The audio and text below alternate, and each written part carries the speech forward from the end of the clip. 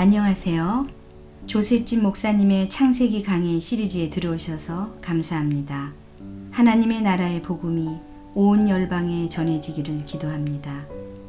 오늘은 20번째 시간으로 창세기 37장 12절에서 36절을 중심으로 꿈꾸는 자의 삶 두 번째 말씀을 들으시겠습니다. 먼저 제가 본문을 읽어드리겠습니다.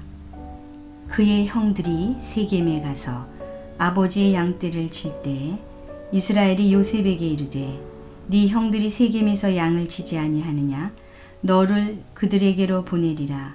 요셉이 아버지에게 대답하되 내가 그리하겠나이다. 이스라엘이 그에게 이르되 가서 네 형들과 양떼가 다 잘 있는지를 보고 돌아와 내게 말하라 하고 그를 헤브론 골짜기에서 보내니 그가 세겜으로 가니라. 어떤 사람이 그를 만난즉 그가 들에서 방황하는지라. 그 사람이 그에게 물어 이르되 네가 무엇을 찾느냐. 그가 이르되 내가 내 형들을 찾으오니 청하건대 그들이 양치는 곳을 네게 가르쳐 주소서. 그 사람이 이르되 그들이 여기서 떠났느니라. 내가 그들의 말을 들으니 도단으로 가자 하더라 하니라. 요셉이 그의 형들의 뒤를 따라 가서 도단에서 그들을 만나니라. 요셉이 그들에게 가까이 오기 전에 그들이 요셉을 멀리서 보고 죽이기를 꾀하여 서로 이르되 꿈꾸는 자가 오는도다. 자, 그를 죽여 한 구덩이에 던지고 우리가 말하기를 악한 짐승이 그를 잡아먹었다 하자. 그의 꿈이 어떻게 되는지를 우리가 볼 것이니라 하는지라. 르우벤이 듣고 요셉을 그들의 손에서 구원하려 하여 이르되 우리가 그의 생명은 해치지 말자. 르우벤이 또 그들에게 이르되 피를 흘리지 말라. 그를 광야 그 구덩이에 던지고 손을 그에게 대지 말라 하니 이는 그가 요셉을 그들의 손에서 구출하여 그의 아버지에게로 돌려보내려 함이었더라.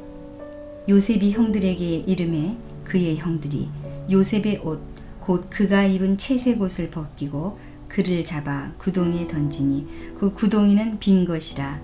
그 속에 물이 없었더라.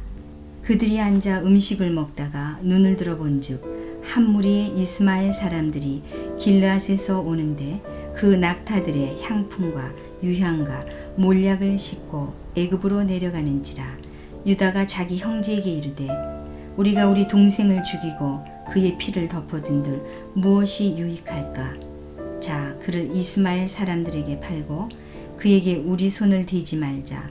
그는 우리의 동생이요 우리의 혈육이니라 하매 그의 형제들이 청종하였더라. 그때의 미디안 사람 상인들이 지나가고 있는지라. 형들이 요셉을 구덩이에서 끌어올리고 은 20의 그를 이스마엘 사람들에게 팔매 그 상인들이 요셉을 데리고 애굽으로 갔더라. 르우벤이 돌아와 구덩이에 이르러 본즉 거기 요셉이 없는지라. 옷을 찢고 아우들에게로 되돌아와서 이르되 아이가 없도다. 나는 어디로 갈까? 그들이 요셉의 옷을 가져다가 숫 염소를 죽여 그 옷을 피에 적시고 그의 채색 옷을 보내어 그의 아버지에게로 가지고 가서 이르기를 우리가 이것을 발견하였으니 아버지 아들의 옷인가 보소서 하매 아버지가 그것을 알아보고 이르되 내 아들의 옷이라. 악한 짐승이 그를 잡아먹었도다. 요셉이 분명히 찢겼도다 하고 자기 옷을 찢고 굵은 배로 허리를 묶고 오래도록 그의 아들을 위하여 애통하니 그의 모든 자녀가 위로하되 그가 그 위로를 받지 아니하여 이르되 내가 슬퍼하며 수월로 내려가 아들에게로 가리라 하고 그의 아버지가 그를 위하여 울었더라. 그 미디안 사람들은 그를 애굽에서 바로의 신하 친위대장 보디발에게 팔았더라. 아멘. 지난 시간 꿈꾸는 자 3 요셉에 대해서 나누었습니다. 우리가 성경의 인물 가운데 가장 닮고 싶고 따르고 싶은 사람이 있다면 요셉이라는 사람입니다. 요셉은 믿음의 조상이라고 하지 않습니다. 그러나 우리가 따라야 할 모델을 보여줍니다. 인생의 가장 밑바닥인 최악의 삶에서 최선의 삶으로 바꾼 삶이 있었던 요셉. 요셉의 특징 중에 하나는 가장 열악한 환경 가운데서도 환경 탓을 하지 않았다는 것입니다. 또한 형제들이 자신을 팔아 고난의 길로 가게 되었음에도 남의 탓으로, 형제 탓으로 돌리지 않았습니다. 아무리 환경이 어려워도 원망하지 않았습니다. 여기에 요셉의 삶을 통하여 우리가 닮아가야 할 예수 그리스도의 형상이 있습니다. 요셉의 삶은 꿈꾸는 자의 삶이었습니다. 특별히 37장에서는 17세 소년 요셉이 하나님께서 주신 두 가지 꿈을 이야기하다가 형들의 시기와 미움을 받고 애굽으로 팔려가는 슬픈 이야기가 기록되어 있습니다. 그러나 이러한 요셉의 고난은 하나님의 섭리에서 비롯된 것으로 일찍이 아브라함에게 주셨던 예언의 성취였습니다. 이와 같이 하나님께서는 택한 백성을 구원하시기 위해 미리 예정하신 뜻을 따라 구원의 역사를 섭리하십니다. 죽음보다 강한 것은 이성이 아니라 하나님의 주신 꿈과 사랑과 소망입니다. 하나님이 주신 꿈과 사랑과 소망은 언제까지나 변함이 없습니다. 그 꿈을 소유한 자는 어두운 깊은 사망의 음침한 골짜기를 지나간다 할지라도 하나님의 허락하신 그 꿈을 놓치지 않습니다. 꿈이 있는 자는 결코 포기하지 않습니다. 꿈이 있는 자는 결코 망하지 않습니다. 이 꿈은 하나님이 허락하신 꿈이어야 합니다. 인간의 세상적인 꿈과 야망은 결코 헛된 길로 가는 것입니다. 주님이 주신 꿈과 사랑은 환경에 좌우됨이 없이 한결 같아야 합니다. 우리는 주님께 한결같은 꿈과 사랑을 드려야 할 줄 믿습니다. 저와 여러분들은 지난 시간 이런 주님이 주신 꿈을 갖고 살기를 결단했습니다. 사람은 꿈을 먹고 삽니다. 하나님의 꿈은 오래전 온 인류를 구원하시는 꿈이었습니다. 그 꿈을 이루시기 위해 하나님 자신이 지으신 이 땅에 친히 육신의 옷을 입고 가장 낮은 곳으로 오셨습니다. 하나님이신 예수님은 십자가를 지시는 꿈을 꾸셨습니다. 그리고 그 십자가를 지심으로 온 인류를 구원하셨습니다. 여러분, 내 생각과 내 소리와 내 뜻이 많은 사람은 결코 하나님의 음성을 듣지 못할 뿐만 아니라 그 뜻을 따라가지도 못합니다. 저는 우리 모두의 삶에 하나님의 꿈이 가득하기를, 그런 영광이 충만하기를 주님의 이름으로 간절히 축원합니다. 하나님이 주신 꿈은 고난의 대가를 치릅니다. 참된 꿈은 시련을 만납니다. 그러나 좌절하지 않습니다. 절망하지 않습니다. 왜 그렇습니까? 하나님이 반드시 나의 삶에 개입하시어 역사하신다는 사실을 확실히 믿기 때문인 것입니다. 꿈을 가진 사람은 남이 걷지 않는 길을 갑니다. 꿈을 가진 사람은 하나님이 원하시는 길을 봅니다. 미래의 목표가 보입니다. 고난이 있더라도 참 자유합니다. 참 평화를 느낍니다. 요셉은 어릴 때부터 하나님과 동행하고 있다는 것을 발견합니다. 요셉은 어떻게 고난 가운데서도 하나님과 동행을 했을까요? 그것은 순종입니다. 요셉은 순종하는 사람이었습니다.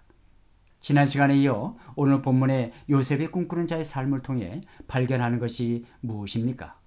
첫 번째로는 하나님의 약속을 꿈꾸는 자의 삶의 요셉은 아버지 야곱의 말에 내가 그리하겠나이다 라고 즉시 순종합니다. 오늘 본문에서는 12절 17절에서는 요셉이 형들을 만나기 위해 도단까지 가게 됩니다. 도단까지 간 것은 아버지에 대한 온전한 순종을 나타냅니다.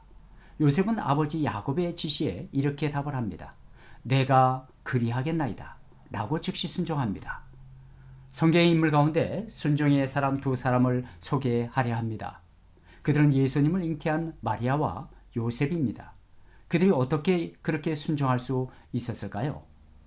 마리아는 이 땅 위에 살아가고 있는 모든 여인 가운데서 예수님의 어머니로 하나님의 선택을 받은 것입니다. 하나님의 선택은 큰 축복이요 영광이지만 그러나 그 큰 고난을 따라야 한다는 것입니다. 마리아가 한 평범한 여성으로 나사렛에서 요셉과 결혼하여 지냈더라면 어려운 인생길을 걷지 않아도 좋았을 것입니다. 그러나 그녀는 이 하나님의 선택으로 인하여 한평생 십자가를 지는 어려운 인생길을 걸어야만 했습니다. 마리아는 무엇이라고 대답했으며 어떤 태도를 가진 것입니까? 누가복음 1장 38절에서는 이렇게 말합니다. 주의 계집종이 오니 말씀대로 내게 이루어지이다 라고 말합니다. 마리아는 이제 자신이 살고 죽는 일에 대한 모든 것을 온전히 하나님께 맡긴 것입니다. 우리들이 하나님으로부터 사명을 받아 어떤 일을 수행하려면 이 같은 마리아와 같은 믿음과 순종, 하나님의 뜻대로 되기를 원하는 하나님께 대한 의뢰하는 믿음과 순종을 가져야 할 것입니다. 마리아는 요셉이나 가족들에게 변명치 아니하고 하나님의 뜻만을 기다리고 하나님의 인도하심만을 바라보았습니다. 그렇습니다. 마리아와 요셉이 이 같은 순종과 믿음과 사랑과 절제와 하나님의 의리한 사람이었기에 이처럼 크나큰 메시아의 부모로서의 영광을 누릴 수 있게 된 것입니다. 금세에서나 내세에서 우리가 하나님으로부터 받아야 할 영광이나 축복이 크면 클수록 그것을 이루는 과정에서 하나님으로부터 많은 시련과 연단의 과정이 뒤따른다고 하는 사실을 알아야 합니다. 고난과 연단이 많은 사람일수록 하나님께서 귀하게 사용하심을 믿으시기 바랍니다. 하나님께 순종하는 순간 우리의 모든 것은 변합니다. 오늘 본문 13절 말씀에 요셉은 아버지로부터 총애를 받았으나 늙은 아버지 곁에서 언제나 그의 심부름을 도맡아 왔습니다. 요셉은 형들의 시기를 알면서도 아버지의 명령을 따라 내가 그리하겠나이다 라고 하며 그 멀고 험한 여행을 강행하여 형들을 만납니다. 요셉은 맡은 일에 충실한 책임 있는 모습을 보여줍니다. 아버지 야곱이 요셉을 형들에게 보낸 것은 형들의 안부를 알기 위함인 것이었습니다. 요셉은 형들의 안부를 알기 위해 세겜으로 왔다가 다시 도단으로의 험한 여행을 계속한 것입니다. 아버지 야곱의 말에 요셉은 내가 그리하겠나이다 라고 즉시 순종합니다. 요셉은 성품과 인격 속에서는 거룩과 순결 그리고 온전히 순종하는 모습을 봅니다. 사랑하는 여러분, 저와 여러분들은 어떻습니까? 하나님의 쓰시기에 편한 사람, 즉시 순종하는 사람입니까? 또한 자녀로서의 부모에 대한 순종과 형제의 한 사람으로서 위에 있는 모습과 맡은 일에 충성을 다하는 그의 책임성은 모든 성도들의 모본이 되는 것을 보게 됩니다. 두 번째로는 하나님의 약속을 꿈꾸는 자의 삶에 요셉은 형들의 미움을 받게 되는 것을 보게 됩니다. 18절 20절 말씀 보겠습니다. 요셉이 그들에게 가까이 오기 전에 그들이 요셉을 멀리서 보고 죽이기를 꾀하여 서로 이르되 꿈꾸는 자가 오는도다. 자, 그를 죽여 한 구덩이에 던지고 우리가 말하기를 악한 짐승이 그를 잡아먹었다 하자. 그의 꿈이 어떻게 되는지를 우리가 볼 것이니라 하는지라. 요셉을 오는 것을 본 요셉의 형들은 요셉을 죽이려는 흉계를 꾸밉니다. 요셉을 죽여 구덩이에 던지고 아버지 야곱에게는 요셉이 짐승에 잡혀 먹겠다고 거짓말을 하자는 것입니다. 그러나 요셉을 죽이려 할 때에 맏형인 르우벤이 말립니다. 르우벤은 야곱의 장자였지만 요셉만큼 사랑을 받지 못하였습니다. 그도 역시 요셉을 시기했습니다. 그러나 여기서 그는 인간의 본연의 국률을 앞세워 요셉을 죽이지 말자고 제의함으로써 하나님의 섭리에 이바지하였습니다. 23절 24절에서는 요셉의 형들이 요셉을 붙들어 채색 옷을 벗기고 들에 있는 구덩이에 던졌습니다. 그러다가 그는 때마침 도단을 지나가던 미디안 상인들에게 은 20개에 팔려서 결국 애굽으로 내려가게 되었습니다.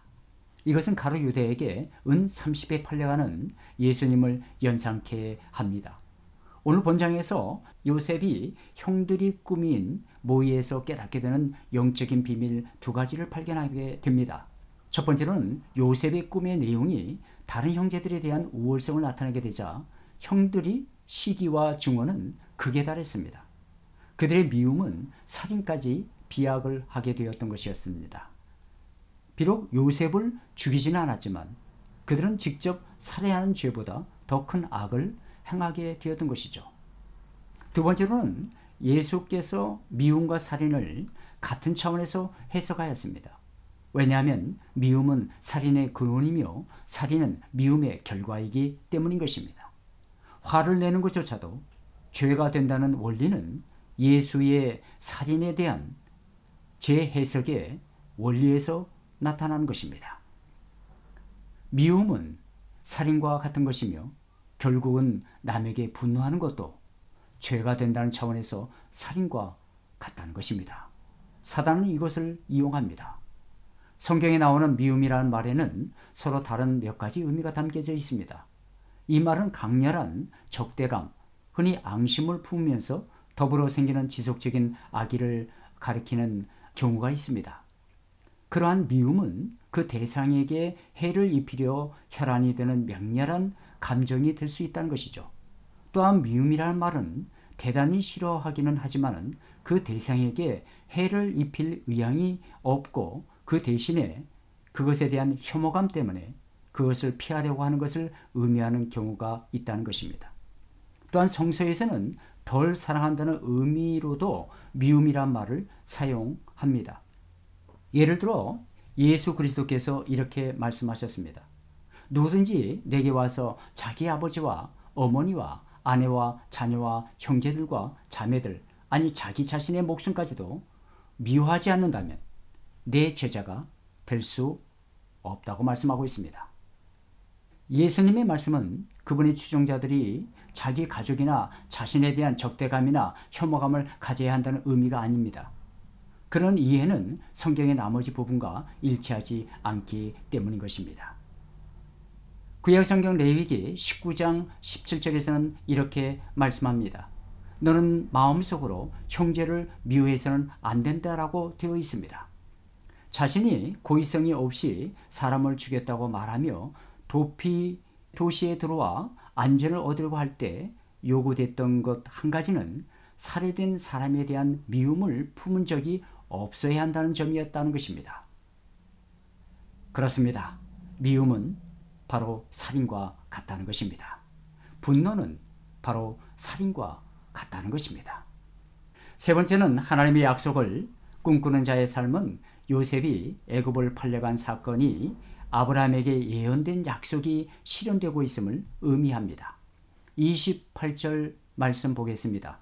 그때에 미디안 사람 상인들이 지나가고 있는지라 형들이 요셉을 구덩이에서 끌어 올리고 은 20에 그를 이스마엘 사람들에게 팔매 그 상인들이 요셉을 데리고 애굽으로 갔더라. 이것은 아브라함에게 예언된 약속이 실현되고 있음을 의미합니다. 다시 말해서 이스라엘의 애굽 생활은 하나님의 특별한 섭리에 의해서 이루어지고 있었던 것입니다. 결국 여기서 우리는 하나님께서 야곱의 가족을 애굽으로 이끌어 가기 위한 첫 단계로 요셉을 먼저 애굽으로 인도하셨다는 사실을 알게 됩니다. 29절에서 36절에서는 형제들은 루벤이 없는 틈을 타 구덩이에서 요셉을 끌어내어 이스마엘 사람에게 팝니다. 뒤늦게 알게 된 르우벤은 형제들과 함께 염소에 피를 묻힌 옷을 들고 자신들의 아버지 야곱에게 갑니다. 그리고 악한 짐승이 그를 잡아먹었다고 라고 거짓말을 합니다. 그 이야기를 들은 야곱은 자기 옷을 찢고 굵은 배로 허리를 묶고 오래도록 그의 아들을 위해 애통합니다. 그 미디안 상인들은 애굽에 도착한 후 요셉을 바로왕의 시위대장 보디발에게 다시 팔았습니다. 결국 이러한 사건들은 하나님께서 아브라함 당시에 예언하신 대로 약 400년간 이스라엘 백성으로 하여금 고난의 애굽 생활을 하도록 하시려는 하나님의 섭리가 이루어지고 있음을 보여줍니다. 우리의 삶 가운데 원치 않는 고난의 시작이 우리는 다 알 수 없으나 하나님의 섭리였음을 발견하게 됩니다. 유대인의 대학살 때에 한 수용소에 한 아버지와 한 아들이 있었습니다. 그 아버지는 어린 아들에게 언제나 수용소에서 밝은 웃음을 잃지 않았습니다. 그리고 아버지는 그 아들에게 수용소에서 일어나는 무서운 현실 가운데서도 어린 아들이 무서워할까봐 현재 당하는 고난의 현실을 우리는 지금 전쟁놀이를 하고 있다면서 아들에게 안심을 시켜줍니다. 그러나 아버지와 아들에게 더 이상 시간이 주어지지 않았습니다. 그 수용소에 있었던 모든 유대인들을 퇴각대에 가스실에서 다 죽이라는 것입니다. 그것을 눈치챈 아버지는 급히 아들을 살리기 위해 밖에 있는 작은 계지에 아들을 놓고 이렇게 말을 합니다. 아들아, 이제부터는 아빠 말을 잘 들어라. 우리는 이제 또 다시 전쟁놀이를 하는 거야. 적군이 쳐들어오니 적들이 다 물러가기 전에는 절대 이 계지에서 나오면 안 된다는 말을 합니다. 아들은 그 말을 듣고 작은 눈망울을 반짝거리며 아빠의 말에 끄덕입니다. 아들에게 다짐을 한 후 아들을 살리기 위해 아빠는 군인들을 다른 쪽으로 유인하다가 결국 잡힙니다. 작은 계지 안에서 틈 사이를 보던 아들은 아빠가 잡혀가는 것을 봅니다. 아빠는 끝까지 아들을 안심시키기 위해 마치 전쟁 노릇하듯이 잡혀가면서 계지를 향해 밝게 웃으며 아들에게 끝까지 재미있는 아빠의 모습을 보여줍니다. 결국 아빠는 낡은 건물 코너에 끌려가 비참하게 총살을 당해 죽습니다. 그리고 그 수용소에 있는 모든 사람들이 끌려가든지 다 죽습니다. 단지 계주 안에 있던 그 아들만이 진군하는 유엔군에 의해 살게 되어 훗날 그 아이는 어른이 되어서 그 참혹한 그때의 현실을 생각하며 지난 일을 기억합니다. 그러면서 그는 이렇게 말을 합니다. 왜 우리의 민족이 대학살을 당하는 그런 고난을 당해야만 하는지, 왜 우리에게 이런 고통을 당해야 하는지, 왜 우리의 민족이 죽어야만 하는지 다 알 수는 없으나 모든 것이 우리 민족 가운데 하나님의 계획과 섭리라는 것을 고백하며 지난 일을 회상합니다. 그렇습니다. 우리는 우리의 삶 가운데 일어난 일들을 다 알 수가 없습니다. 오늘 말씀에서도 결국 요셉은 애굽으로 팔려갑니다. 억울한 운명을 당합니다. 왜 이런 고난이 있었을까요? 누구도 다 알 수가 없습니다. 그 과정은 지나가는 것입니다. 그때 그곳에 다 꺼져가는 작은 불씨가 또다시 빛을 발하는 것을 봅니다. 알 수 없는 고난은 하나님의 손이 그곳에 있을 때 고난 가운데 그때 하나님의 계획과 섭리를 발견하게 됩니다. 하나님의 손길이 일어난 것입니다. 이것이 하나님의 은총인 것입니다. 바로 저와 여러분들에게 베풀어 주신 하나님의 손길을 찬양하는 우리 모두가 되시기를 주님의 이름으로 간절히 축원하는 바입니다. 이러한 요셉의 일생을 통해서 우리들은 하나님의 섭리와 계획을 엿볼 수 있으며 또한 성도 개개인을 향한 하나님의 섭리는 언제나 그의 주권 아래서 가장 적절한 시기에 나타남을 배우게 됩니다. 그런 주님을 발견하며 날마다 주님을 경험하는 우리 모두가 되시기를 주님의 이름으로 간절히 축원합니다. 말씀을 맺겠습니다. 오늘 하나님의 약속을 꿈꾸는 자의 삶을 통해 발견하는 하나님의 기운이 무엇입니까? 하나님의 약속을 꿈꾸는 자의 삶은 즉시 순종합니다. 내가 그리하겠나이다. 요셉은 어린 나이임에도 아버지 말에 즉시 순종합니다. 하나님이 쓰시기 편한 사람은 즉시 순종하는 사람입니다. 저와 여러분들은 어떻습니까? 하나님의 쓰시기에 편한 사람입니까?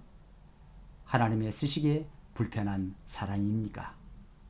오늘 말씀에 요셉과 같이 내가 그리하겠나이다.